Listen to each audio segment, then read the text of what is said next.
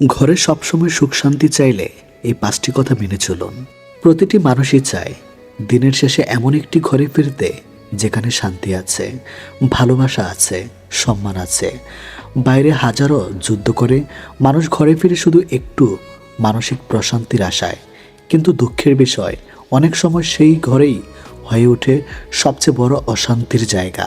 অনেকেই মনে করেন সুখী পরিবার মানেই অনেক টাকা, বড় বাড়ি, দামি গাড়ি বা বিলাসবহুল জীবন, কিন্তু বাস্তবতা সম্পূর্ণ ভিন্ন।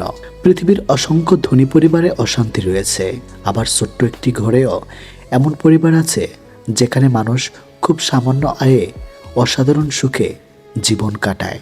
প্রশ্ন হলো পার্থক্য কোথায়? পার্থক্য মানুষের আচরণে, কথাবার্তায়, মানসিকতা এবং একে অপরের প্রতি সম্মানবোধে। আজ আমরা এমন 5টি বিষয় নিয়ে আলোচনা করব যেগুলো সত্যি মেনে চলতে পারলে একটি পরিবারে সুখ শান্তি এবং ভালোবাসা অনেকটাই বৃদ্ধি পায়। প্রথম কথা, রাগের সময় কখনো কঠিন কথা বলবেন না। একটি কথা তীরের মতো, তীর একবার ছুটে গেলে যেমন আর ফিরিয়ে আনা যায় না, তেমনি মুখ থেকে বের হওয়া কষ্টের কথাও আর ফিরিয়ে নেওয়া যায় না।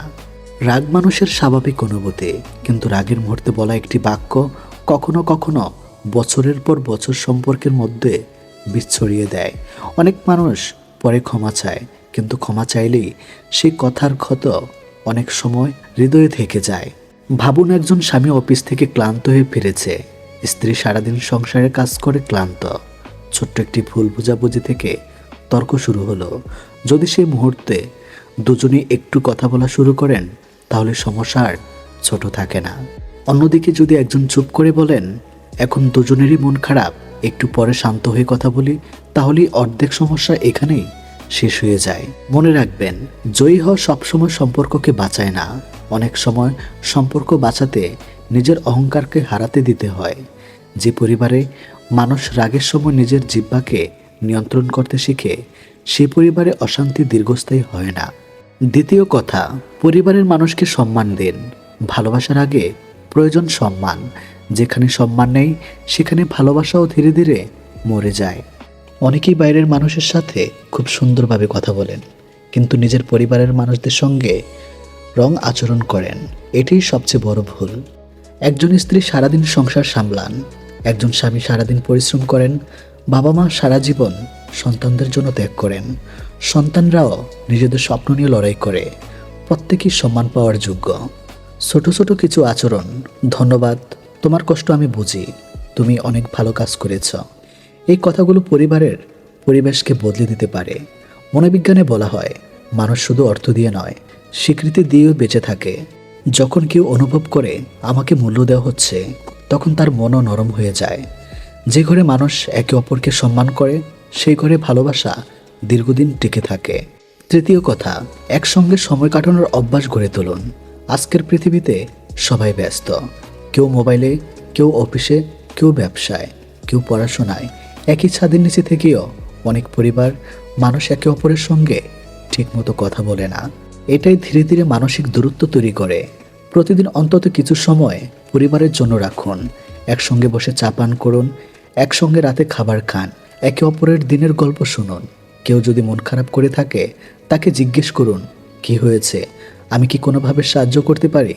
এই ছোট্ট প্রশ্নটি কখনো কখনো একজন মানুষের চোখে আনন্দের জল এনে দেয়। কারণ মানুষ সবসময় সমাধান চায় না, অনেক সময় শুধু একজন মন দিয়ে শুনুক এটাই চায়। যে পরিবারে নিয়মিত একসঙ্গে সময় কাটানো হয়, সেখানে ভুল বোঝাবুঝি কম হয় এবং সম্পর্ক আরও গভীর হয়। চতুর্থ কথা, ক্ষমা করতে শিখুন, কারণ ক্ষমাই সম্পর্ককে বাঁচিয়ে রাখে। জীবনে এমন কোনো মানুষ নেই যে কখনো ভুল করে না। ভুল মানুষের স্বাভাবিক বৈশিষ্ট্য, কিন্তু একটি পরিবার টিকে থাকে এই কারণে যে সেখানে কেউ ভুল করে না, বরং টিকে থাকে কারণ সেখানে মানুষ একে অপরকে ক্ষমা করতে জানে। অনেক সময় আমরা বছরের পর বছর একটি ছোট্ট কষ্ট বুকের মধ্যে জমিয়ে রাখি, বাইরে হাসি কিন্তু ভেতরে অভিমান পুষে রাখি। এই অভিমান একসময় দেওয়ালের মতো দূরত্ব তৈরি করে। মনে রাখবেন, ক্ষমা করা মানে অন্যায়কে সমর্থন করা নয়। ক্ষমা করা মানে নিজের মনকে ঘৃণা বোঝা থেকে মুক্ত করা। যদি স্বামী স্ত্রী, বাবা মা, ভাই বোন প্রত্যেকে শুধু পুরনো ভুলের হিসাব রাখে, তাহলে নতুন কোনো সুন্দর স্মৃতির জন্য জায়গায় থাকবে না। একটি ছোট্ট গল্প ভাবুন। একজন বৃদ্ধ দম্পতিকে একবার জিজ্ঞেস করা হয়েছিল, আপনাদের সংসার এত বছর সুখে টিকে আছে কিভাবে? তারা হাসি মুখে উত্তর দিয়েছিলেন, আমরা এমন সময়ের মানুষ যেখানে কোনো কিছু ভেঙে গেলে ফেলে দিতাম না, মেরামত করতাম। এই একটি বাক্যের মধ্যেই সংসারের সবচেয়ে বড় শিক্ষা লুকিয়ে আছে।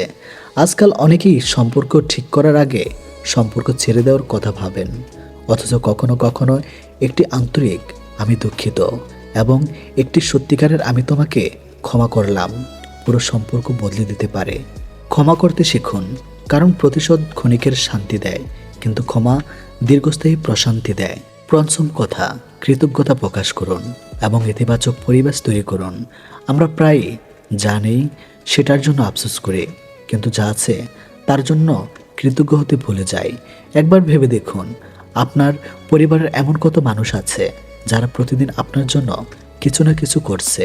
হয়তো আপনার মা প্রতিদিন আপনার জন্য রান্না করেন, হয়তো আপনার বাবা নীরবে সংসারের দায়িত্ব বহন করেন, হয়তো আপনার স্ত্রী বা স্বামী নিজের ক্লান্তি লুকিয়ে আপনাকে হাসি মুখে স্বাগত জানান, হয়তো আপনার সন্তান শুধু আপনার সঙ্গে 5 মিনিট সময় কাটাতে চায়।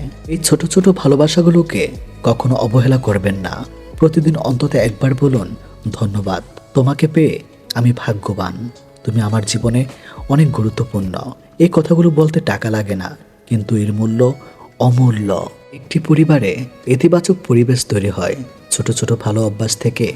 একসঙ্গে হাসুন, একসঙ্গে খাওয়া দাওয়া করুন, একসঙ্গে দোয়া বা প্রার্থনা করুন। একজনের সাফল্যে সবাই আনন্দ করুন। কেউ ব্যর্থ হলে তাকে দোষ না দিয়ে সাহস দিন, কারণ সুখী পরিবার মানে সমস্যা নেই এমন নয়, সুখী পরিবার মানে সবাই মিলেমিশে সমস্যার মোকাবেলা করে। বন্ধুরা, মনে রাখবেন, একটি ঘর ইট, বালি আর সিমেন্ট দিয়ে তৈরি হয়, কিন্তু একটি পরিবার তৈরি হয় বিশ্বাস, সম্মান, ধৈর্য, ক্ষমা এবং ভালোবাসা দিয়ে। যদি ঘরে সুখ শান্তি চান, তাহলে আজ থেকে এই 5টি অভ্যাস গড়ে তুলুন। নাম্বার 1, রাগের সময় কটু কথা বলবেন না। নাম্বার 2, পরিবারের সবাইকে সম্মান করুন। নাম্বার 3, একসঙ্গে সময় কাটান। নাম্বার 4, ক্ষমা করতে শিখুন। নাম্বার 5, কৃতজ্ঞতা প্রকাশ করুন এবং ইতিবাচক পরিবেশ গড়ে তুলুন। মনে রাখবেন, পৃথিবী বদলানোর আগে নিজের পরিবারকে বদলান, আর পরিবার বদলানোর আগে বদলান নিজেকে। আজ আপনি যদি একটি ভালো কথা বলেন, একটি হাসি উপহার দেন, একটি ভুল ক্ষমা করেন, হয়তো সেটাই আপনার ঘরের সুখ শান্তির নতুন শুরু হয়ে উঠবে। মানুষ শেষ পর্যন্ত অর্থ দিয়ে নয়, প্রদীপ নয়, সম্মান নয়, সবচেয়ে বেশি মনে রাখে একটি শান্ত, ভালোবাসে ভরা পরিবারের স্মৃতি। তাই আজ থেকেই সিদ্ধান্ত নিন, আমি এমন একজন মানুষ হব যার উপস্থিতিতে আমার পরিবারের মানুষ শান্তি অনুভব করবে। এই হোক আমাদের আজকের অঙ্গীকার। বিয়ে শুধু দুটি মানুষের একসঙ্গে থাকার নাম নয়, এটি বিশ্বাস, সম্মান, ভালোবাসা, দায়িত্ব এবং মানসিক নিরাপত্তার একটি দীর্ঘ যাত্রা। অনেকে মনে করেন একটি মেয়েকে সুখী করতে হলে শুধু দামি উপহার, বড় বাড়ি এবং প্রচুর টাকা দরকার, কিন্তু বাস্তবতা হলো অসংখ্য নারী সব ধরনের আর্থিক সুবিধা থাকার পরও মানসিকভাবে অসুখী। আবার সীমিত আয়ের সংসারেও অনেক নারী পরিপূর্ণ সুখে জীবন কাটান। কেন এমন হয়? কারণ একজন স্ত্রীর প্রকৃত সুখের ভিত্তি অর্থ নয়, বরং স্বামীর আচরণ। আজ আমরা জানব, একটি মেয়ে বিয়ের পরও তখনই সত্যিকারের সুখী হয় যখন তার স্বামী তাকে কিছু মৌলিক বিষয় উপহার দিতে পারেন। নাম্বার 1, যখন স্বামী তাকে সম্মান দেয়। ভালোবাসা গুরুত্বপূর্ণ, কিন্তু সম্মান আরও গুরুত্বপূর্ণ। একজন নারী সবচেয়ে বেশি কষ্ট পান যখন তাকে ছোট করা হয়, তার মতামতকে গুরুত্ব দেওয়া হয় না, বা অন্যদের সামনে অপমান করা। অন্যদিকে যে স্বামী স্ত্রীর মতামত শুনে সিদ্ধান্তে তাকে অংশীদার করেন এবং অন্যদের সামনেও সম্মান দেন, সেই স্ত্রী নিজেকে মূল্যবান মনে করেন। মনোবিজ্ঞানে বলা হয়, সম্মান একটি সম্পর্কের নিরাপত্তাবোধ তৈরি করে। নাম্বার 2, যখন স্বামী তার কথা মন দিয়ে শোনে। অনেক পুরুষ সমস্যার সমাধান দিতে প্রস্তুত হয়ে পড়েন, কিন্তু অনেক সময় একজন স্ত্রী শুধু চান কেউ তার কথা মন দিয়ে শোনো।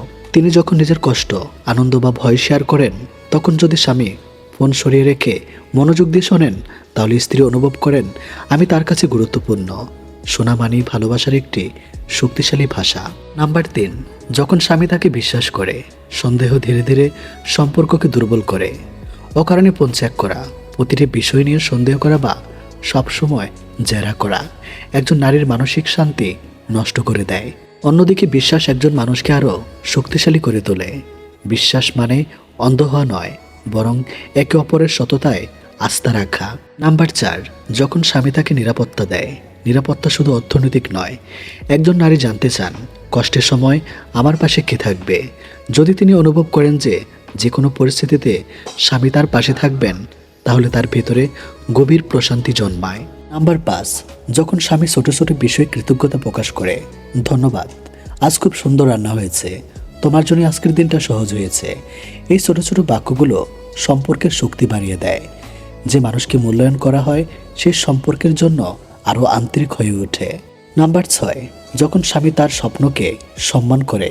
বিয়ের পর একজন নারীর নিজের স্বপ্ন, ইচ্ছা ও পরিচয় হারিয়ে যাওয়া উচিত নয়। ভালো স্বামী সেই ব্যক্তি যিনি স্ত্রীর স্বপ্নকে নিজের স্বপ্নের মতো গুরুত্ব দেন। তিনি বলেন, তুমি পারবে, আমি তোমার পাশে আছি। এই একটি বাক্যই একজন নারীর আত্মবিশ্বাস বদলে দিতে পারে। নাম্বার 7, যখন স্বামী ভুল হলেও ক্ষমা চাইতে জানে। অনেকে মনে করেন ক্ষমা চাইলে সম্মান কমে যায়। আসলে উল্টো সত্য। ক্ষমা চাইতে পারা একজন পরিণত মানুষের পরিচয়। যে স্বামী নিজের ভুল স্বীকার করতে পারেন, তার সংসারে অহংকার নয়, ভালোবাসা জয়ী হয়। নাম্বার 8, যখন স্বামী সময় দেয়। একই বাড়িতে থাকা আর একসঙ্গে সময় কাটানো এক জিনিস নয়। একদিন অন্তত কিছু সময় শুধুমাত্র একে অপরের জন্য রাখুন। এক কাপ চা, কিছু গল্প বা একসঙ্গে হাঁটা, এসব মুহূর্তেই সম্পর্ককে গভীর করে।